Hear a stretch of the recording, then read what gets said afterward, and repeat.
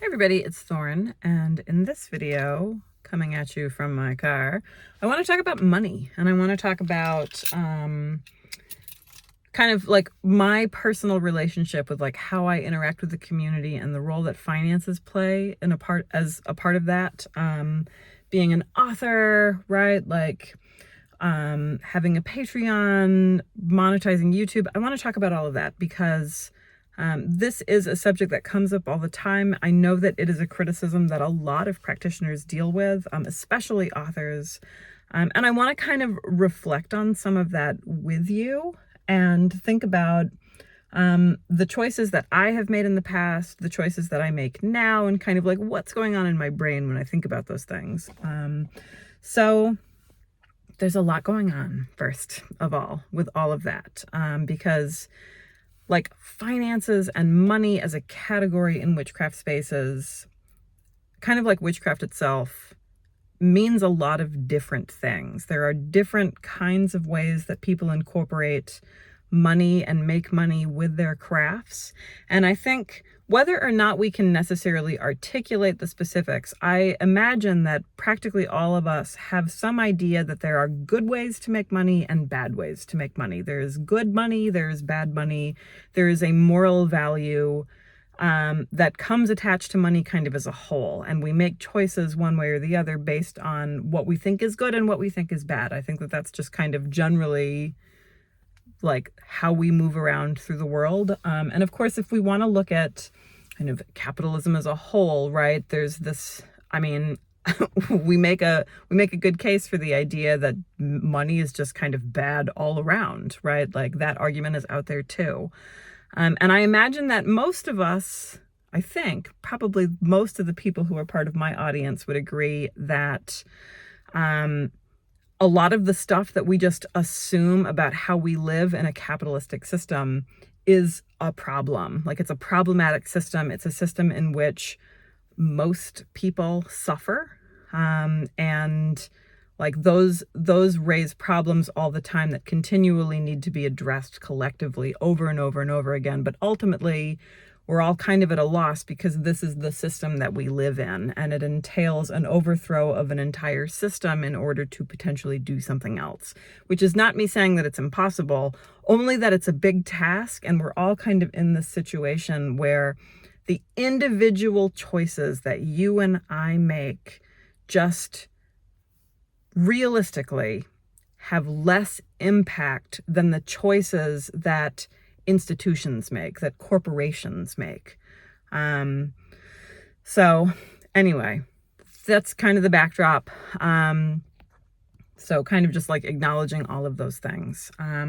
So with all of that in mind, things get wonky in witchcraft and magical spaces really fast for a couple of reasons. First, I think that there is this prevalent attitude about how money, like on an essential inherent level, somehow taints magical or spiritual practice. And that idea comes from a number of places. But here in the United States and in much of Western Europe, one of the places that comes from is Christianity. In particular types of Christianity. This idea that real spirituality or good religion is necessarily separate from money is an idea that is really, really ingrained culturally. And that's regardless of how much experience we might individually have with Christianity. It's one of those things that's kind of in the water. We have this idea that real spiritual people must labor for free, they must be without, they must adhere to some kind of ascetic lifestyle. We have this idea of like the vow of poverty that practitioners of some traditions take, particularly clergy. Like all of that stuff is there, and that seeps into our magical communities whether or not we are very conscious of it. And I'm not saying that that attitude is like inherently wrong. I'm just saying that it comes from a place and it's worth paying attention to, because I think that we get in trouble When that rubs up against other perspectives, one of which is, hey, witchcraft is a practice, it's a craft, magic is a thing, and there is a long history of the magician or the witch operating on a basis of transaction. This idea that like you pay the witch for a spell somehow, you trade for it, you give money, whatever. And then the witch performs the thing for you. If you look at like some like early contemporary writing about like religion and anthropology, one of the big distinguishing things that people talk about when they're trying to separate magic from religion is they say, well, magic is about the individual and it's transactional, it's about money. Religion is somehow like this more pure kind of socially conducive thing where like money isn't a factor. Like that's a thing that people are like putting down in textbooks and reading at universities for a long ass time. And that perspective, again, kind of like this idea that money is inherently bad, comes from a place, and it comes from a religiously biased place, which again, think what you will, just understand that those ideas come from somewhere. So all of that is happening. Multiple perspectives exist, and you will see people online make cases for how the relationship with money says something about like the ethical practice of the witch. So for example, in a number of initiatory Wiccan traditions, there's a very staunch taboo about charging for initiation. Sometimes charging for the performance of magic at all, any kind of magic, sometimes for for any sort of training, whether it's initiatory or not. And in other traditions, it's the norm. There are traditions out there where people do pay for training and they do pay for initiation. And this is bigger even than witchcraft. This is kind of true of magic as a whole.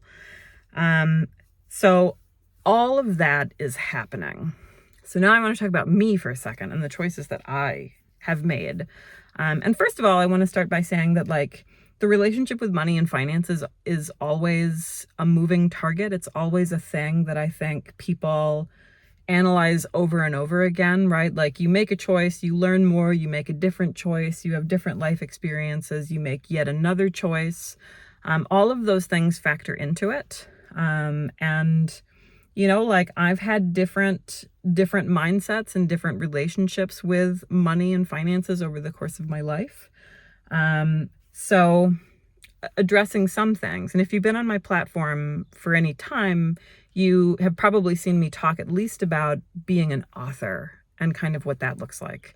So I'll start there. So one of the things that authors, like pagan, witchy, magical authors often deal with is the accusation that they're only in it for money, that the only reason to write a book is to somehow like become wealthy and take advantage of the community. That is a thing that has been flying around for decades. I remember it very, very vividly, like in the 90s, reading magical books, and a number of the authors who I really loved, I would see critiques of them, sometimes like very like vehement, like capital C critiques, name calling and all, saying that people were just like money grubbers or whatever. And having kind of lived through that myself, because that's an accusation that I also get routinely, not to the extent that like Silver Ravenwolf got in the 90s, right? Or Scott Cunningham, although Scott Cunningham actually, I think, managed to avoid a lot of this. It's weird how a lot of the critiques tend to center on women, right? Like we tend to point at women. Anyway, that's another video. But living on the other end of that. So I make money when I write a book, but in the grand scheme of writing a book for a pagan publisher, and I can't speak for literally everybody on the planet, but I feel pretty confident speaking for the bulk of witchcraft authors. The bulk of us, if we are writing and it takes us a certain amount of time to write a book, and then we're partnering in the marketing of that book, if we're going to events, if we are building a social media platform for the sake of promoting a book, etc. If you factor all of that in and you think about hours and you think about time and effort and you think about like all of the skills that go along into producing a book, I actually make negative money. Like when I think about how much I make at my day job, and how much I have made at other day jobs, the time that it takes for me to write and edit and then go through the production process and then market a book actually loses money that I could have spent at my day job.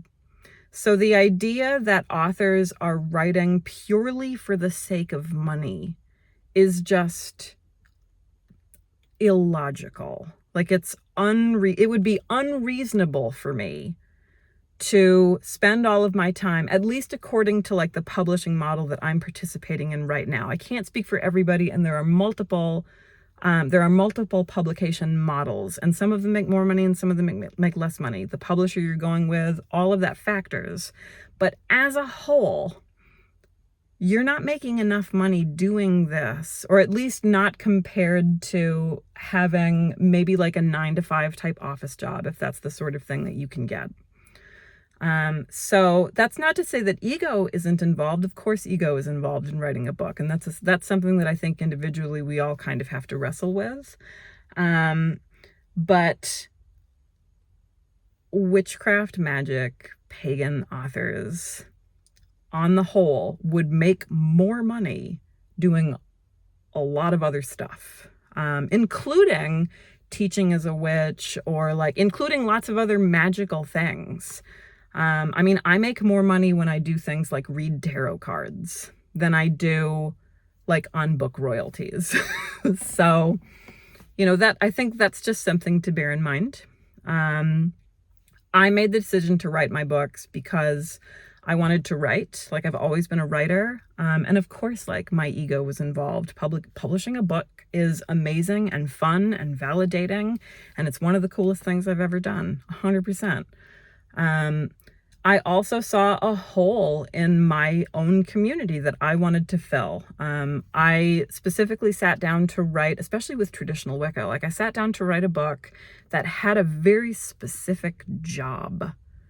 And that's the other thing to think about, right? Like if I wanted to make more money as an author, I would write a broader book. I would write something that had a wider audience appeal. Instead, I'm writing to a very like niche community within a niche community. So something to think about. Other things with money. So it's very important to me that I have a day job for a couple of reasons. First, and this is not me like casting judgments on other practitioners. This is something that I've wrestled with myself, and these are choices that I have made personally. Other people make different choices, and that's fine. That's good.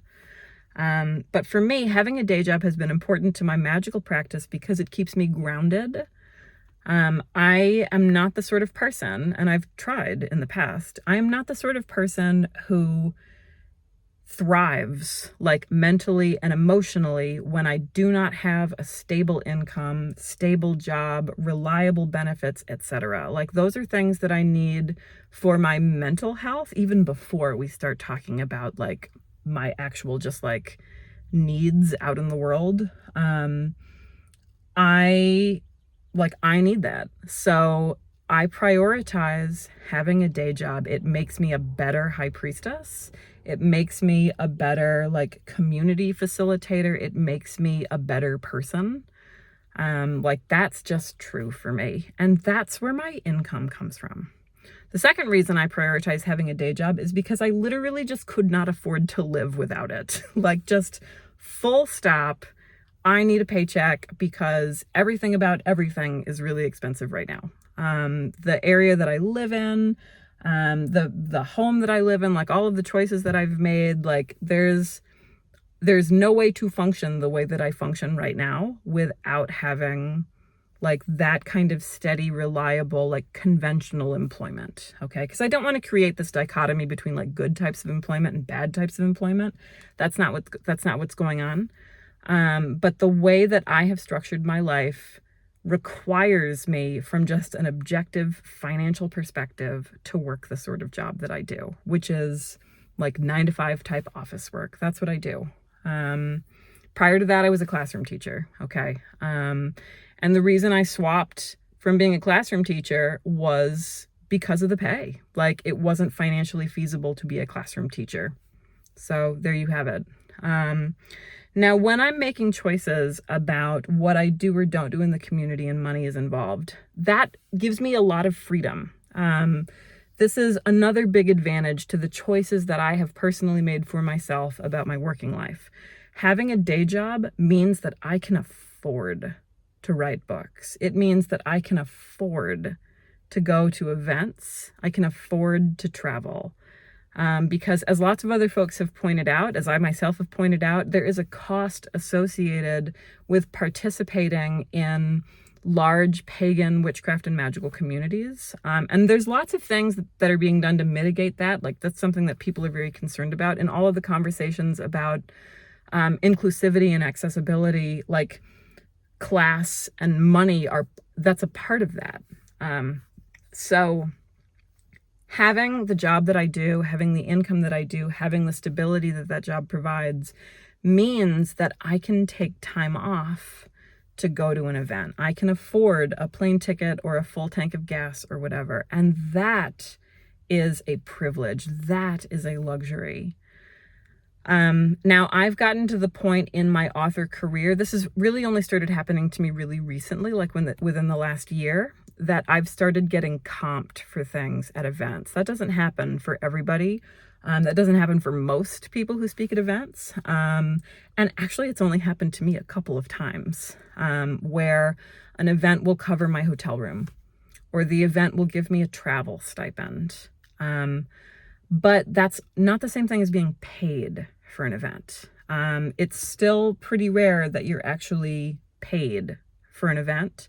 And often the payment that one receives is, how would I say this? Like, it's like a gift. It's gracious. It's a token of good faith. It's something that pays for meals. It's not going to pay your rent. It's not going to pay, like, for a month's worth of groceries. I mean, it's important, okay? But we're talking about, like, we might be talking about anywhere from like $100 to like $250. Like, that's what I'm talking about. And if you're getting that on top of like a hotel room for 3 nights, which is the cost of that is quite a bit more, like, that's a substantial gift in exchange for the labor that you're doing. And it's something that a lot of presenters and speakers just can't participate in because that amount of money is so nominal in the grand scheme of things. Because on top of that, right, you also have to pay to get there. Maybe you're dealing with childcare, or you're boarding animals, or you have a partner who's going to come with you. Like, there's all kinds of financial factors that go into that. Okay. So, like, that's why events cost what they do. And that's why, like, there's so many factors that go into that. So simplifying it to like, oh, these presenters are just doing this to like make money, like, that again is just like an uninformed position. So there's all of that. It's the same sort of thing with Patreon. Let's talk about Patreon for a second. Another kind of like subscriber based things. Now, Patreon for me, that was something I was really on the fence about for a long time. It was actually a friend of mine who talked me into trying it. And one thing that I committed to immediately on Patreon was kind of the sliding scale model. So I don't use tiers on Patreon. Now, they exist because Patreon requires that. But all tiers have equal access on my page, which means that it's $1. Like, you can sign up for a higher paying tier if you want to contribute more, if you like whatever, like, you can make that choice. If you really enjoy my YouTube videos or something and you want to just like kick me a couple bucks for a coffee, like, that's awesome. But fundamentally, it's $1. And people can come and go freely. And that's how I chose to do it. And that money, again, is a big part of the reason why I can go to festivals. That's what I do with that cash. Like, that cash got me to festivals for the last couple of years. It does things like help me to pay WordPress so that I don't have ads on my blog, like that kind of thing. But it's not the sort of money where I am making a living on it. It is a stream of income that is helpful, that enables me to do a lot of the things that otherwise I wouldn't be able to afford to do, like take time off to go to an event or spend my evenings writing a book instead of, like when I was a teacher, working a second job, which is what a lot of teachers have to do. Like that's what Patreon does for me. So again, the idea that like people are just like grifting people with services like that. And I'm not saying that like grifting doesn't happen, okay? But again, like it's kind of an uninformed position, like when you actually just start crunching numbers. The second part of that, this idea that like training for witchcraft should be free, or right, like initiation should be free, like those sorts of things. I mean, those are things that I completely agree with. Like my specific tradition of witchcraft, I'm a Gardnerian Wiccan. My specific tradition abhors the idea of charging for training and initiation. That's something that we just don't do. So that gets messy real quick. And for me, like what I am doing online, like with my books or with YouTube or with Patreon, I don't teach witchcraft. I don't offer classes in witchcraft. I don't purport to be training people. And I certainly don't offer initiation. What I do online instead, and if you've seen my YouTube videos, like this is my style. I turn on a camera and I talk and I think about things out loud. And I try to be really conversational. Things are unedited and I just go. Patreon is where I post additional essays or blogs periodically. We have book chats, but it's not run in this kind of way where I'm purporting to be making witches or training witches. And for some people, they might say that that's about semantics or I'm splitting hairs or something. But to me, the difference is really significant. And it's something that's important to me. You cannot pay for witchcraft training from Thorn Mooney. That's not a thing. You can, however, pay $1 to like get even more rambly videos about my feelings in my life. Like that I'm okay with. And that enables me to then like make more videos or like whatever, like that's what's happening. So those are just some of the choices that I have made. I reject the idea like full on that one has to choose to be poor in order to be like genuinely spiritual. The idea that like money is inherently like anathema to being a religious person, that idea like I reject. I think that people can make poor choices with money, absolutely. And I don't think that like money is like a neutral force, okay? But I'm also not going to shame another practitioner out of their livelihood because I think that it inherently makes them unethical. Like, I don't think that is fair either. That idea is also really heavily rooted in like Christocentrism and Eurocentrism and racism, this idea that like everybody's religion has to look a particular way, i.e. like certain kinds of Christianity, like that is fundamentally problematic to me.